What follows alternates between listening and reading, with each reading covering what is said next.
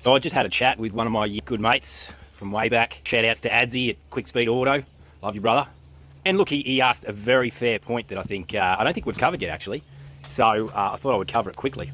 Basically, he wanted to know, won't you guys be priced out of the Australian market when you get home? You'll not be able to buy property ever again. And look, that's a very fair question and something that we took a lot into consideration.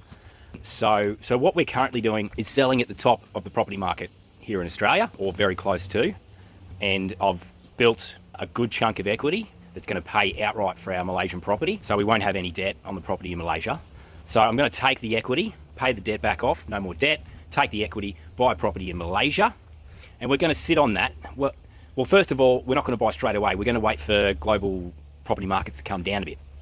So I'm going to be negotiating in a slowing down Malaysian property market, which means I'll be able to get a good deal over there. And we're going to purchase at a good price over there. And that will slowly start to turn while we're in Malaysia and come back up. So we're actually calculating we'll make a bit of a capital gain or a profit there on the property there in Malaysia.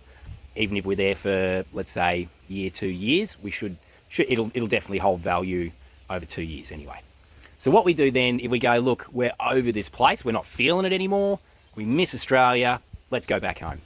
So what I do is I buy in a high demand area with little oversupply of condominiums and houses. So that means I know it's an area that's going to sell faster than other areas in Malaysia.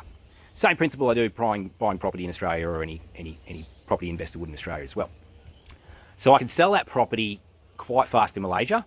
I'm looking at areas that'll sell, generally you're looking at the analytics online, in about 2 to 3 months, most sales are going through at a decent price. So resell, come back here.